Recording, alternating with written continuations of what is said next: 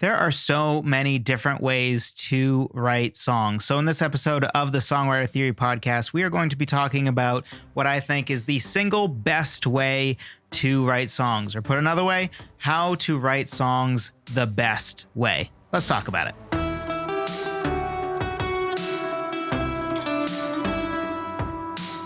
Hello, friend. Welcome to another episode of the Songwriter Theory Podcast. I'm your host, as always, Joseph Vidala. Honored that you would take some time out of your busy day to listen. For those of you on the podcast side of things, it has been a little bit. That's because I've been making some changes. And for those of you on the YouTube side, you probably are seeing what those changes are, which is, well, one of the changes. But one of the changes is that this is now going to be a video podcast and not just a regular podcast that's audio only. The vast majority of episodes out of probably the 232 episodes we have now, I think 4 to 6 of them, I did a video podcast way back in the day. But the vast majority of them have been audio only. But from here on out, they should be video podcasts. If you didn't know, and some people don't know, so I'm just going to say it here. I sometimes get messages from people that are like, oh, I didn't realize that you had a YouTube channel. Or they'll say things like, it would be great if you did some of this as shorter form video content. To which I always say, I do have a YouTube channel and have for a long time. So if you didn't know, if you're just a podcast listener, things on the podcast side aren't really going to change for you because it doesn't matter that technically I'm looking at a video camera talking now instead of not looking at a video camera. But if you didn't know, there's a YouTube channel that also has normal video content that is edited and is 10 minutes long on average. Some go to 15, 20 minutes. Some are 6 minutes. And then there's some YouTube shorts and things like that. But if you didn't know, now you know. It's also at Songwriter Theory. Everything I do for songwriting is under that name, if you didn't know. So in today's episode, we are talking about what I think is the single best way to write songs. Now, if you've been a listener for a while, you know I'm a big proponent of changing up how we start our songs. So I'm actually not a fan of always doing the exact same thing. I think it's good to have a bread and butter process that we go to time and time again. But I think it's also good to break outside of that sometimes so that we don't get stuck in a box. But this here is talking about what over experimenting over a long time and doing songwriting a bunch of different ways, some of which I would never do again or would be pretty hesitant to ever do again, and eventually finding what seems to get me the most consistent results, what process seems to get most of the time a good song at the end of the process. And that's really what this is based on. And for each step that we talk about, I'll give a short reason why I think it's the step that you should do at that time. But anyway, it will make more sense when we get into it. So let's just dive in. The first step to me is to improvise until you find an instrument part worthy of developing into a song. Now I'm going to do a whole video just on diving into the inherent problem that I see at this step. A lot of times that people don't do. But the important part of what I just said is find an instrument part worthy of developing into a song. So they don't put McDonald's anywhere, right? They don't just buy random properties and put McDonald's there. They find the right real estate, the right location, and then they put a McDonald's there. They don't just build McDonald's everywhere and then say, well, may the best McDonald's win. No, they put more time up front to make sure that they have McDonald's at a good location. Or maybe a better example would be, authors will only develop a book from an idea that they think is worthy of developing into a book. Not every idea that an author has is worthy of developing into a book, which is why an author might write one book a year, but they might have 10 to 50 different book ideas every year, but not all of them are good enough to spend the time actually developing it into a book. And something that I say a lot that's connected to this is the idea of really just getting used to the idea that ideas are cheap. And the reason I say ideas are cheap is sometimes I think people just value ideas too much. And there's many different ways they value ideas too much.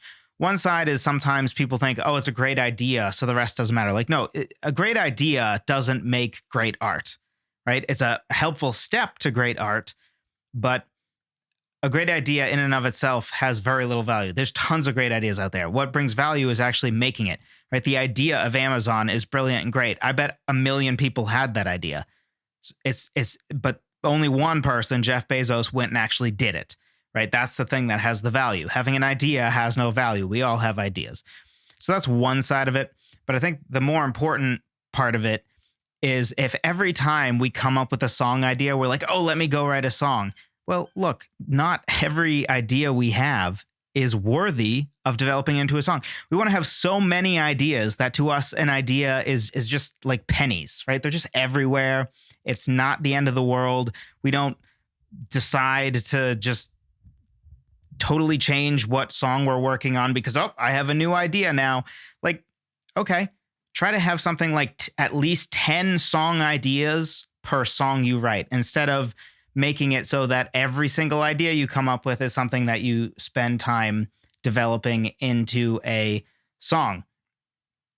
To go back to the author thing, you may or may not know what NaNoWriMo is. I think that's what it's called. It's basic. I think I want to say it's November. It doesn't really matter what month it is, but it's this concept for authors or people who want to be authors where the challenge is to write a book in a month, right? And really, realistically, what's going to come of that is that you're going to have a rough draft or a first draft of a book at the end of 1 month. Cool. It's usually meant as an exercise to get out of your own head and actually make something. That's usually what it's for. But imagine if our favorite authors did that and they decided, who cares about the editing process? Just every idea I have, I'm going to develop into a book. I'm going to just go ahead and write the book and then send it out. And that will be it. We'd have tons of garbage books that nobody would ever remember. That would be a giant mess because every time they had an idea, they'd just be like, oh, I'll write a book and just ship it out that way. But that's not how it works, which leads me into, well, before we get into the second thing, Two tips on the idea side. If you're having trouble generating ideas, I'll give you 2 ways that have helped me a lot with generating ideas. One is to look at paintings or art. Google Images is a great free resource for this. Art inspiring other art is a great way to go. And unlike watching a TV show or reading a book or watching a movie, that takes a lot of time and you might not get an idea at the end of it. But Google Images, if you just search for like ocean art or sad old man art or something, you will get tons of results. And within 5 minutes, you might find a whole bunch of images that kind of inspire you a little bit. And that might be a good basis for a song or might make you feel a certain emotion that you want to develop into a song. Another thing you can do is to take 2 words that don't usually go together and put them together. So just as a few examples, something like red ocean. Oceans are blue, right? So the second I say red ocean or black ocean or white ocean, like oceans aren't that. They're blue, green-ish sometimes. So if I said blue or green ocean, you probably wouldn't think that much of it. But white ocean, there's no such thing as a white ocean or red ocean or black ocean, at least not literally, right? So the second I say that probably makes you be like, I wonder what a white ocean is. I wonder what a black ocean is. I wonder what a red ocean is. And sometimes that is a great way to come up with interesting symbolism or just an interesting idea that you can develop. I'm a big fan of coming up with a song title that you think that's a cool song title. I would want to listen to a song like that and then reverse engineering. Okay, what would that song be about? What would a song called Red Ocean be about? Other examples would be something like floating ocean. Oceans don't float, right? Things float on the ocean. Oceans themselves don't float. Or ocean in the sky. That's another, how do you even visualize that? It's kind of an intriguing image. Merciful tyrant. Those 2 things don't go together, right? By definition, a tyrant can't be merciful, I want to say. So immediately it's something kind of interesting. Or silent tornado. Tornadoes sound like trains. They're pretty loud. So a silent tornado is another thing where you have 2 things that don't quite go together. Easy way to think of this is sometimes use an adjective to describe a noun that normally would not describe that noun. Boom. That's another great way to just come up with ideas. So the reason why I think it's important to improvise, to go back to the main point here, to improvise until you find an instrument part worthy of developing into a song is I find that if you start with a vanilla chord progression, it's much harder to go back and write interesting instrumental parts that go along with your vanilla chord progression than it is to just start by improvising until you find a part that is relatively interesting. Once you have a basic boring chord progression, like once you have that, right? You can like figure out a bass line that goes into that is interesting, but it's way easier to just improvise bass lines until you come up with a sweet bass line and build a song off of that than it is to put yourself kind of in a corner where you started with this really vanilla chord progression and then you're like, let me try to make the music interesting later. And to go back to the author thing, right? If a lot of books are driven by one of two things, and a lot of them start with either a character idea or a character-driven book or movie or plot-driven. Another way you can see plot-driven is often that's for like high-concept things like sci-fi or fantasy. So, for example, Dune, the book or movie, right? That idea probably came from what would it be like if there was a universe where humans had this whole, just different humanity. It's just a very different humanity. And the whole book kind of comes from that, right? Or Jurassic Park. Hey, what if humans had a company and like remade dinosaurs? What would happen? Or Star Wars. What if there were space wizards who had lightsabers or laser swords? And I guess we'll call them lightsabers. Or 1984, right? When you think of all these things, you don't really think about the characters. Star Wars maybe a little bit more, just because it's so famous at this point. But if you think of Lord of the Rings, 1984, Hunger Games, Jurassic Park, Dune, the first things that come to mind usually are the world building, the plot of it, not the characters. And that's probably because that was the original idea, right? It's not like George Lucas came up with this idea for Luke Starkiller was originally what it was called, Luke Skywalker. And it was like, hey, let me write a story about this Luke Skywalker guy. And, wouldn't it be cool if he was like in space and there were space wizards? No. Obviously he started with the space wizard, the Force, that whole thing, came up with the universe and then figured out a story to insert into the universe. Versus character-driven stuff like The Old Man and the Sea or The Great Gatsby or East of Eden or To Kill a Mockingbird, where clearly it's primarily about the characters and, the setting and the plot is kind of secondary to the characters themselves. To take The Old Man and the Sea, it's a pretty extreme example because the plot is literally a guy goes out fishing, has a hard time, and comes back home.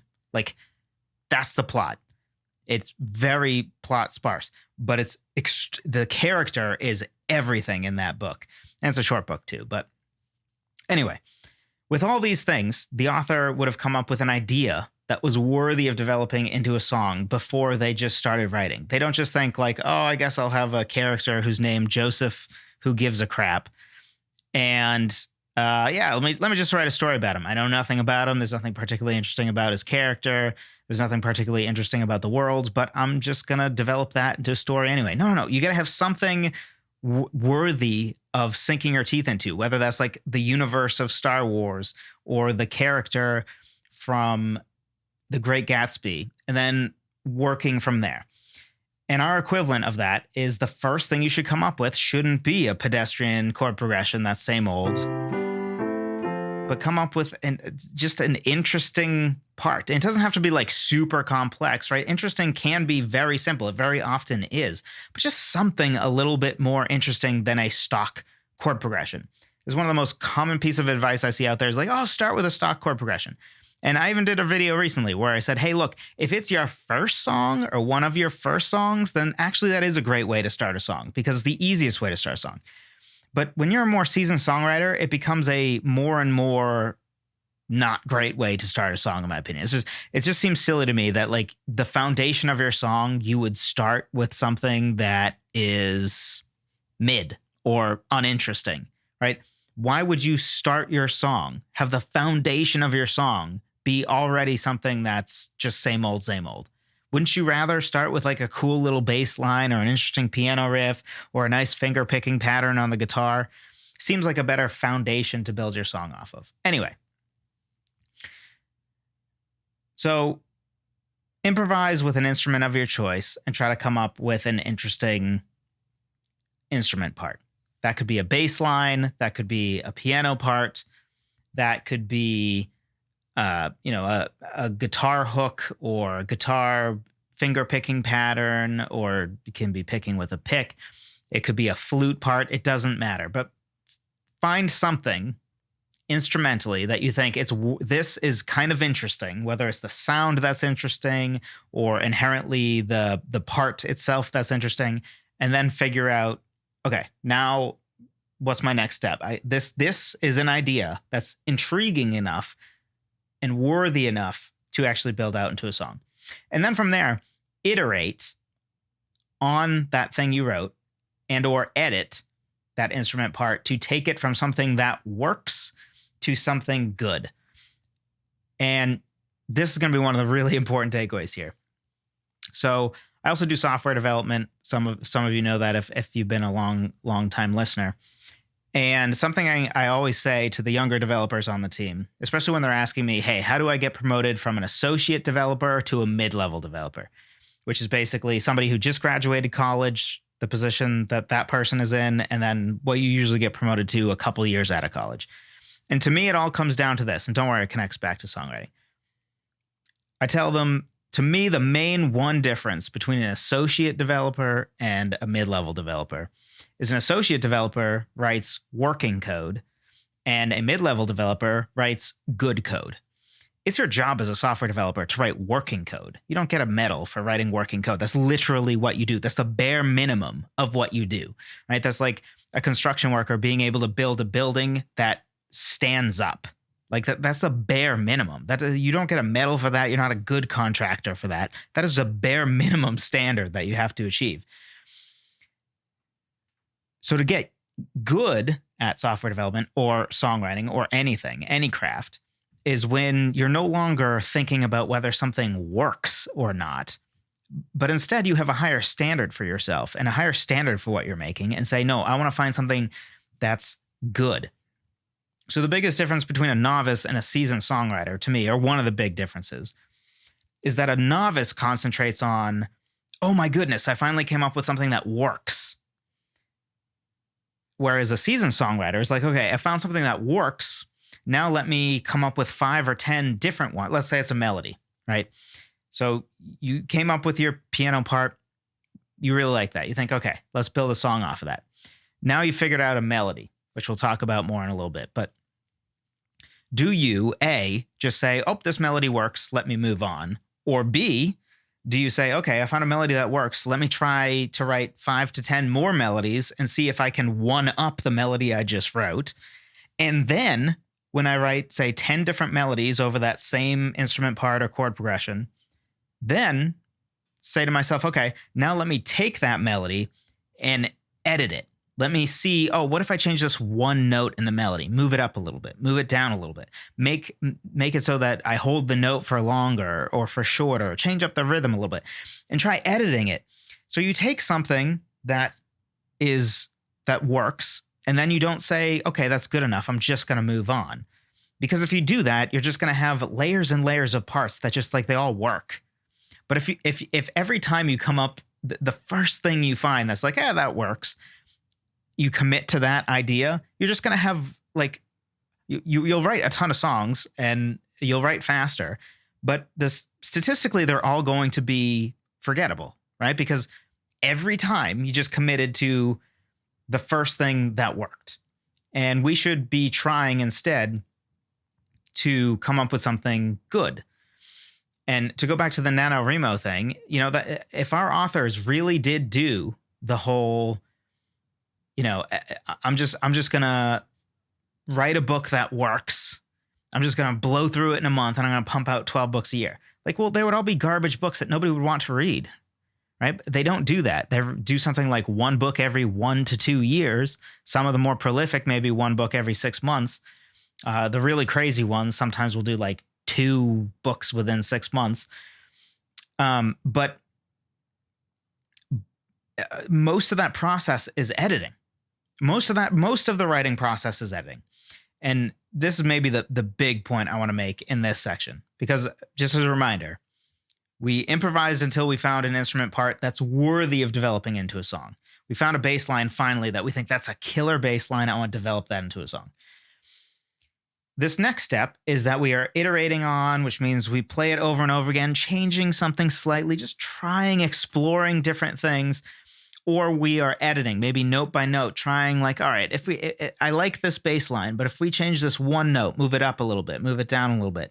Did I make it better? Did I make it worse? Was the original better? Okay, stick with the original. That's fine.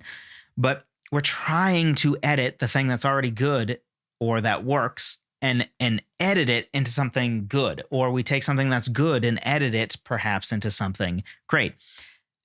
Every other writer understands that editing is a massive part of the writing process. Massive part of the writing process.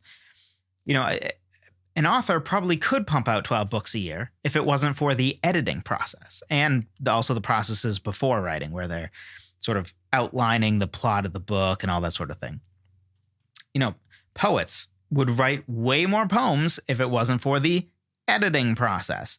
Anybody who writes essays or articles or journalists or editing is always the thing that will almost certainly take way longer than creating. The same thing's true for videos. Whenever I have a YouTube video up, it took me way longer to edit that video than it did to sit down and record it. So you see, you know, a 10-minute final video, and you know, the original recording was probably 20 minutes, and the editing might have been 2 hours, sometimes 4 hours, sometimes 6 hours.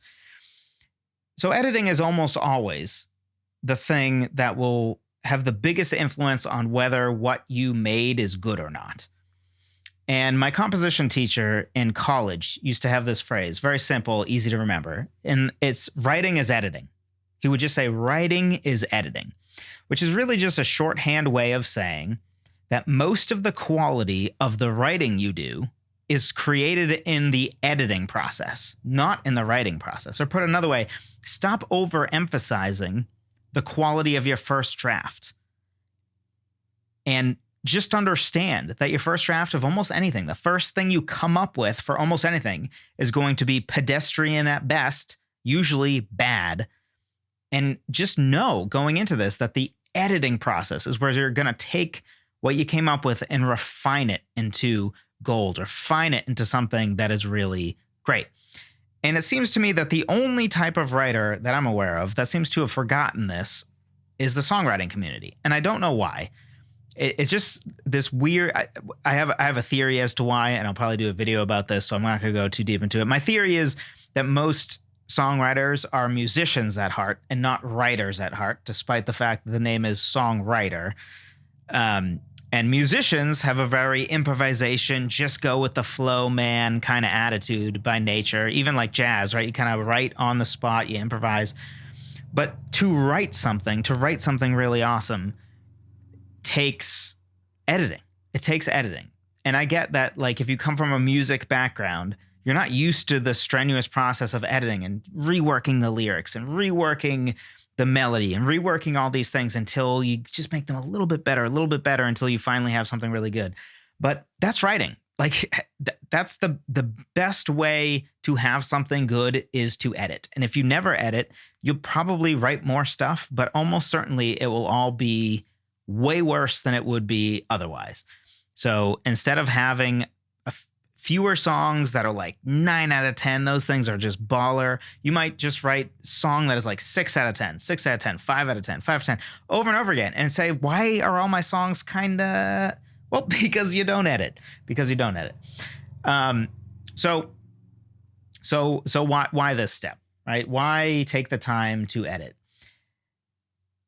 Overall, it comes down to, if you write until you find something that works, the likelihood the first thing that works was even close to the best you would have come up with, or the best that, you know, that instrument part could have been, is incredibly low, right? Because you just wrote until you found something that works.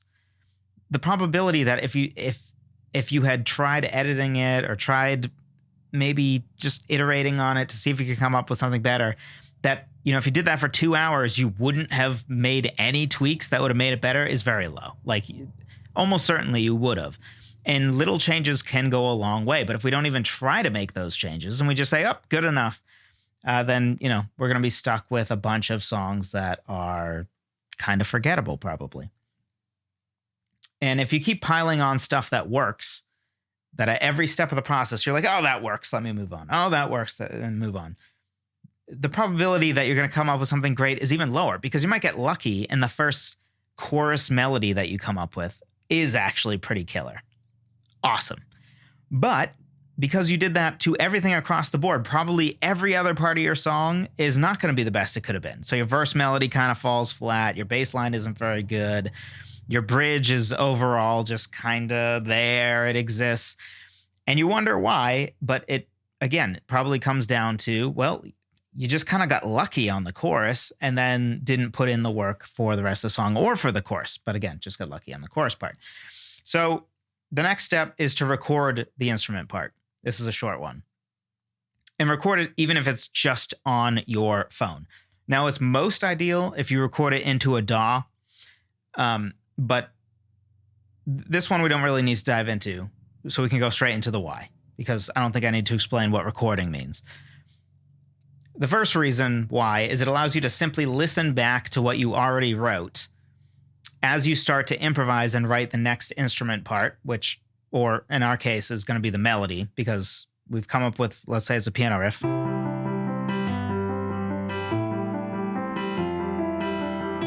So something like that, right? So we have that. We're like, okay, cool. That's cool. Whatever. Hopefully we worked on it a little bit, see if we can make it a little better. And the next thing that we're going to try to figure out is a good melody to go on top of that. It's way easier for me to record that thing I just did, even if it's just on my phone, and then to listen back on my phone or on my computer, and my brain just has to concentrate on coming up with a melody.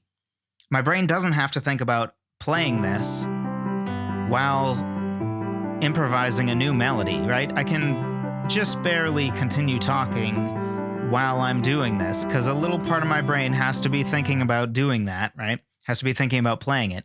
So even to talk to you is just a little bit more of a struggle than me talking to you normally, much less trying to improvise a melody with my voice that's going to be good, because so much of my brain is just thinking about playing it. So take that away, make it easier on yourself, and record it. And then listen back and improvise your melody. Another great benefit of this is it allows you to use the same instrument that you used. So in this case, piano, right? I wrote a piano riff. We'll just stick with this. We'll just stick with that for the sake, because I just happen to play that so we're sticking with that. So let's say that's our piano part.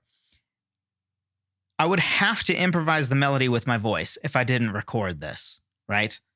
Because while I'm playing this, what's the only other thing I can do? I can just sing. I can't play this and also play the melody with another or with a guitar. I can't do that, right?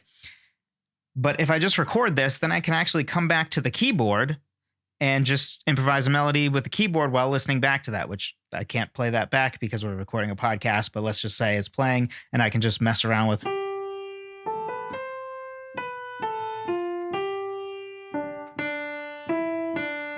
whatever. That probably doesn't go at all because I'm not listening back.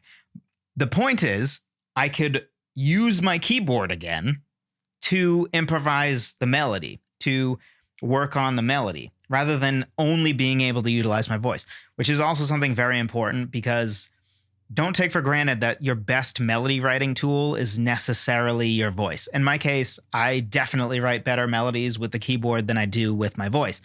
There's a bunch of reasons for this. I've done videos and podcasts about it, so we're not going to dive too deep. But the short version is your voice is usually going to just like do what's comfortable, and nobody likes singing off pitch. So it's usually going to do a very safe melody. So you'll end up with a melody that's super basic, like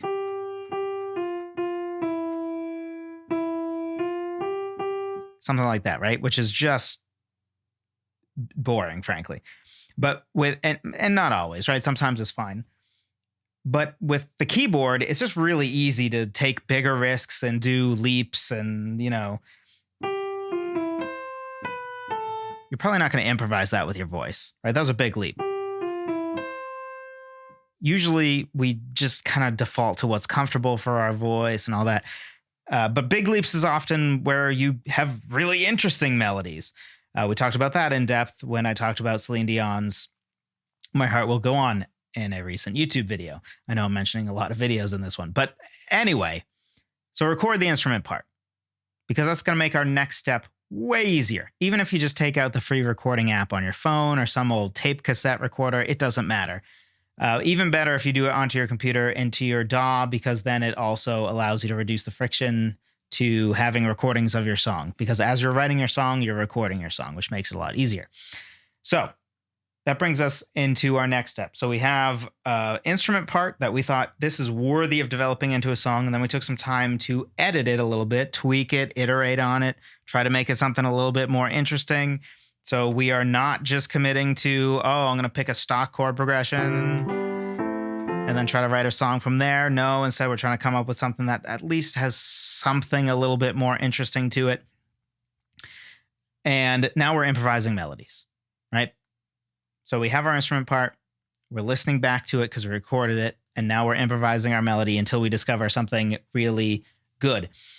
And then, of course, we're going to edit it as well. We're not going to talk through the details of that because the concept's the same, right? You write it, you improvise it, you're just playing around. All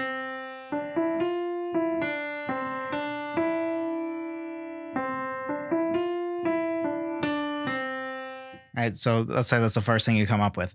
That works. I know we don't have a chord progression, so who knows, but that works, we say. So cool. Now try different melodies. See if you can one-up that melody. It shouldn't be hard to one-up that melody because it's pretty pedestrian, right? It's the first thing I come up with, so it's probably not that great. So try different things, right? And maybe you one-up it. And then work on editing it. Work on, what if I move this one note? What if I throw a leap in there instead of all steps? What if I take the leap that I have and instead of leaping up, I leap down instead? And this is going to be so much easier because we are not forcing ourselves to play something that we just wrote, or even something that we didn't just write, and also improvise at the same time. Don't force yourself to play and improvise. Listen back to your recording. So all you have to do is sit and listen. Just listen back to what you already wrote as if you didn't write it, right? It's almost as if somebody else wrote the instrument part for you and now you're just trying to figure out the melody. That's going to be easier on you, even if you do find that it's better for you to improvise your melodies with your voice. If that's the best way for you to write your melodies, great. But even better, if you're somebody like me who eventually found, hey, I actually write better melodies with the piano than I do with my voice. By the way, if you're a really good guitarist and you can solo like nobody's business, or even just you're a solid soloer, but you think you're not very good at singing, it might be the case that the guitar is actually a good instrument for you to write your melodies with. Or maybe, you just started picking up the guitar. You're not really much of a singer, you don't think, but you were really good at the flute. You were second chair flute in your high school and it's collecting dust in the closet. Hey, bring that flute out because you're really used to playing melodies with the flute. So you might actually find that you're better at writing vocal melodies right now with your flute than you are with your voice. Just some things to consider. So again, with the melody, don't be satisfied with something good. Iterate on it. See if you can one-up it. Edit it. Change one note. See if you made it better. Then change the note back. If it didn't make it better, think of it like the eye test. If you've ever been to the eye doctor and they say number 1 or number 2. You're like, number 2. I'm like, okay, number 2 or number 3. Think of it like that, but with melodies you're coming up with. Come up with a melody. Come up with another melody. Which one's better? A/B test it. Then keep the one that's better and then write a third melody. What's better? Melody 1 that you kept or melody 3? All right, now melody 3 is better. So what's better, melody 3 or melody 4 that you just write? Then, at this point, you now have your instrument part that you thought this is worthy of developing into a song. It's a cool bass line, sweet guitar riff, beautiful piano part, whatever it might be. Then You iterated on it, you edited it, you recorded it after you did all that. Then you came up with a melody, also edited that and all that. So now you have an instrument part that you really think is pretty cool and a melody that you think is really good. So now you basically have a song section, right? Because you have the pairing of an instrument part and a melody. So now you try to figure out, okay, what song section is this? And a hint that it might be your verse is if the vocal melody is relatively low and it's not super high energy, that might be a hint that it's your verse. But if it feels like this is the main point of the song and this section feels huge and you're belting high notes, it's probably the chorus. If it's in between, it might be a bridge. Most of the time, the first section that people write will either be the verse or the chorus. It's not always, but usually it's going to be one of those two. And if you don't know what you just wrote, if you don't know what song section it is, that's fine too. You can just write another song section in the same key and then figure out, okay, between these two song sections, which one sounds more like it would be a chorus versus a verse. That's another way to go. And I don't want to concentrate too much on this because I don't want this podcast to last literally forever, because this is a pretty big subject we're talking about today, and it's probably already going to be a long one. But the basic idea is what we have so far is what we need to repeat until we have all our song sections, all our music written out, right? So it's going to be that process over and over. Instrument part that's worthy of developing. Then we have melody that we come up with on top of that, instrument part or chord progression or whatever it might be. And we do that until we have all our song sections. Now, of note, I do think that at some point, sometimes it's better to shift to maybe you start your song with a piano riff or something that you think, okay, this is an interesting riff to build my song off of. Then you come up with a melody on top of that. And then you actually come up with the melody first for your other song section. So a lot of times I'll do something where I'll come up with the verse piano riff first, because I think if there's anywhere that you want a killer piano riff or guitar part, I'm of the opinion the verse is the place to do it, because your chorus is going to be exciting. And frankly, any one instrument part is usually going to be buried anyway, because usually it's all these guitars and it's a big song section. Right. So usually where the one instrument really matters, where people are listening to one instrument part besides the vocal, is usually in the verse. So personally, I think if you're going to have a killer guitar riff or piano riff or bass line, usually the best place to have that is going to be in your verses, because your chorus is going to shine because it's the central idea of the song, because your melody is hopefully going to be super killer. And because all the guitars come in and all the different instruments come in and the song just gets bigger and more exciting, that's what makes your chorus. Nobody's paying attention to how interesting your buried piano part is in the chorus. Of course, there are exceptions to this. This is just a general rule. You don't even have to agree with it, but this is how I see things. So usually when I write a piano riff or something, it's meant to be for a verse. So it starts with piano riff that often is going to be for a verse, and then the melody for the verse. And then sometimes I'll skip right to the melody of the chorus, because the chorus melody is more important, in my opinion, than the instrument parts of the chorus. So sometimes it just makes sense for me to do that first. Basic idea is, doesn't really matter the order here, I don't think. I do think that if you're going to choose, the first thing you should start with in your song is one of two things. Either what we talked about here, which is an interesting instrument part, or if you came up with a chorus melody first, that would be another great way to start your song. There are tons of ways to start your song, but if you're going to pick the best one of all, I think it'd probably be one of those two. But at this point, we've repeated that process until we've built out all our song sections. All our song sections are probably going to be in the same key. So if our first one was in C major like this is C major, right? So from there, it's like, okay, well, I need to write another song section that is also in C major. But if I think that's the verse, I know that the vocal melody should probably move up for the chorus, which is probably the song section that I'm writing next. So last is lyrics. And I want to talk about this for a second, because a thing I've found over time, you may or may not have heard me talk about how songwriting is a funnel, And I stand by songwriting being a funnel. But now I've come to a more precise view of how songwriting is a funnel. Because always I notice the one exception to the general rule I had, which is the thing I think is most important, I should try to put earlier in the song. I should try to write what I think is most important first. So if I want to write a song with a killer bass line, I should write the bass line first. If I want to write a song with a killer piano riff, I should write the piano riff first. Don't write a chord progression for a song if your goal is to have a killer bass line, right? Because it's just going to be harder to write a killer bass line now that you've already restricted yourself to this chord progression. Figure out the bass line first and build the whole song off of the killer bass line. And the idea of songwriting as a funnel is you have the most creative room at the top. Because right now, as I'm sitting by this keyboard, if I have nothing written yet, I could pick any key, any tempo, any time signal. I have no limits, right? But every instrument part I write makes my choices more and more limited. Think of it like, if you have a whole song already written and most of its arrangement done, to then come in and come up with a really interesting guitar part is usually going to be a lot harder than if you just have the freedom to just come up with a sweet guitar part and you don't have to think about, but does it fit with this chord? And, does the rhythm really work with the other rhythms that are going on in this song? So start with a thing that is most important to you in that one song. But lyrics are the exception to this, I think.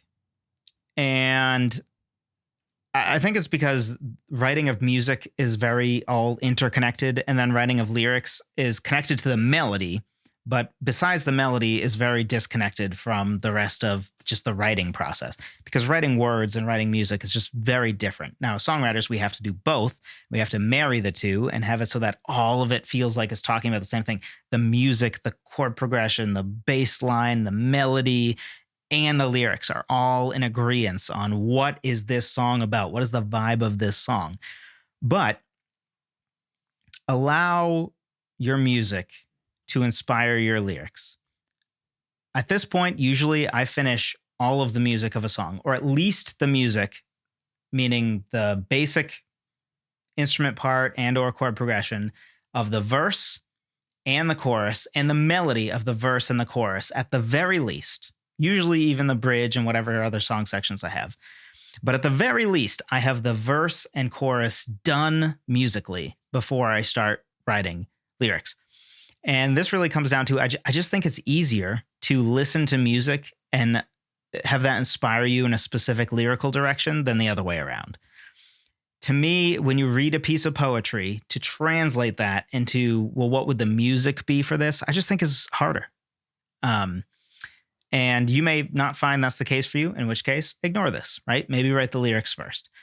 But as somebody who cares deeply about lyrics, I care so much about lyrics, I started to notice that a lot of my favorite artists who also care deeply about lyrics, because I probably wouldn't even like them as artists if they didn't care deeply about lyrics, but I noticed that, man, they all say they start with the music first, and it helps to inspire the lyrics. And then they just spend a lot of time on the lyrics, and that's how they get the lyrics right.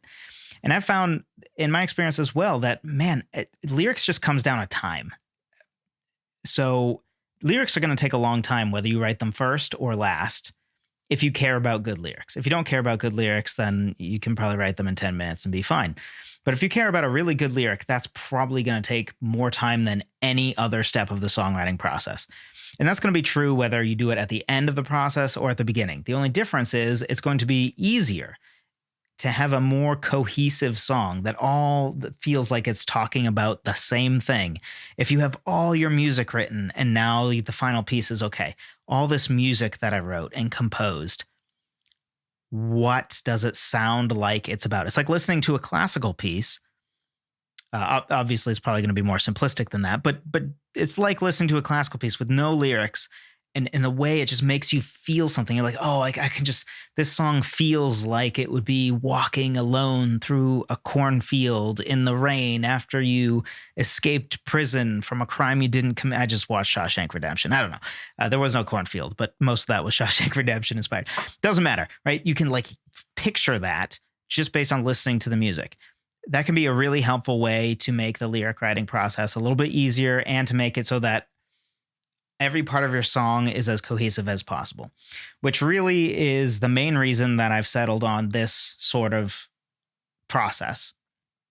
Is, to me, how I would, at its most simple, define a good song is a song that is highly cohesive.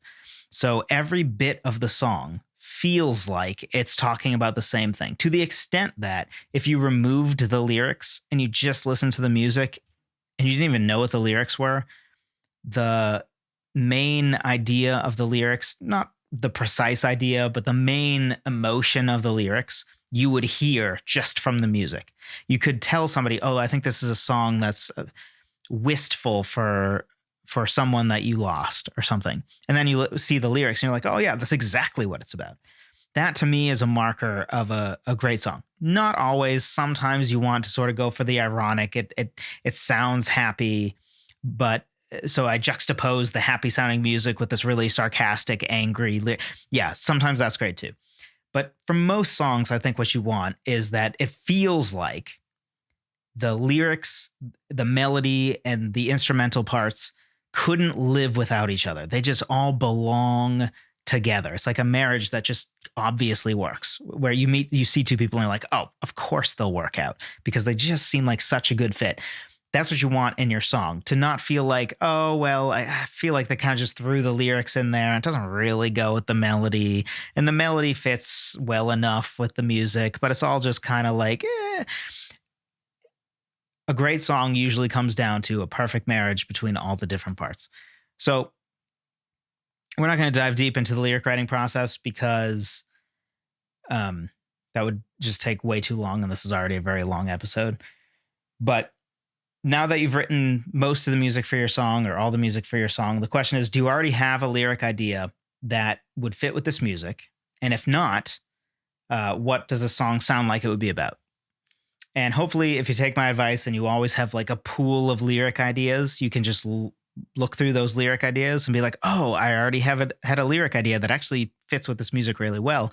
But sometimes you won't have that. And then you just sit there and just listen. What does it feel like this song was about? If some other music composer came up with this and I were left to my own imagination as to what I think that music composer was trying to communicate with the song, what would it be?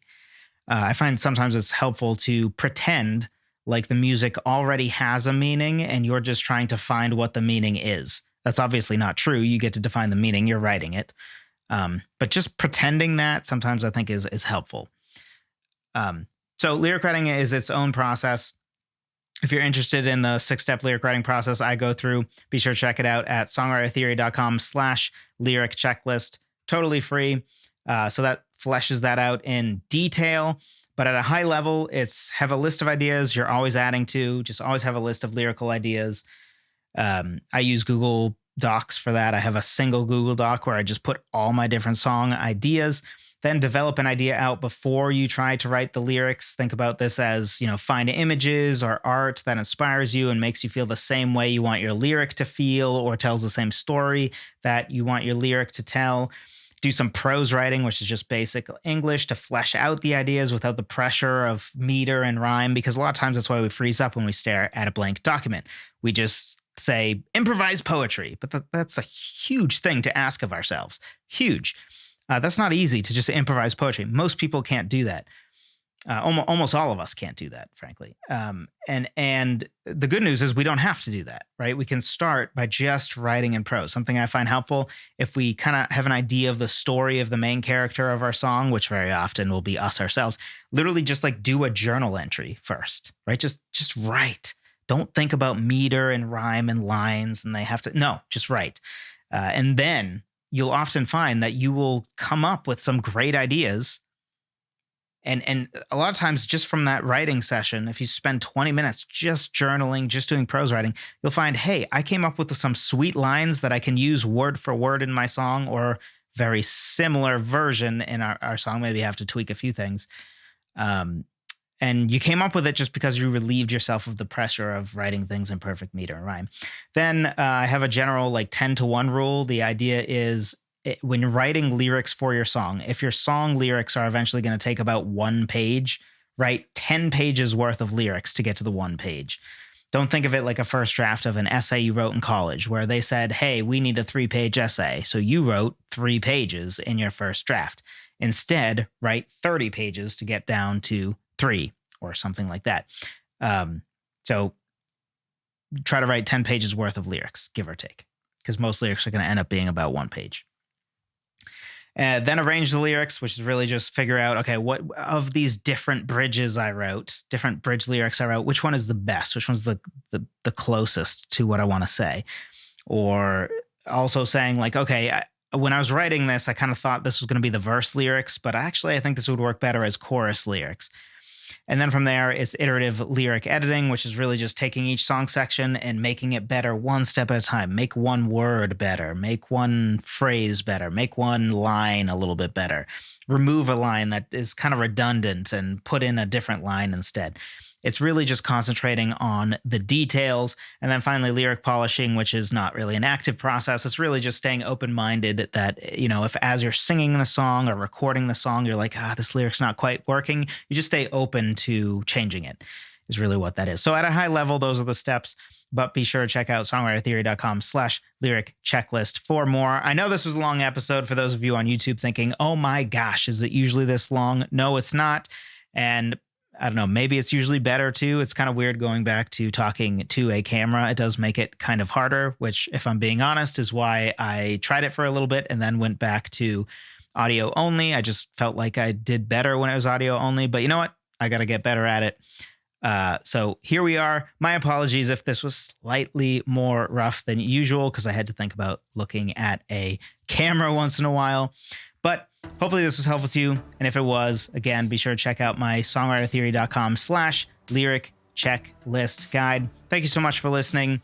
I appreciate every single one of you. I'll talk to you in the next one.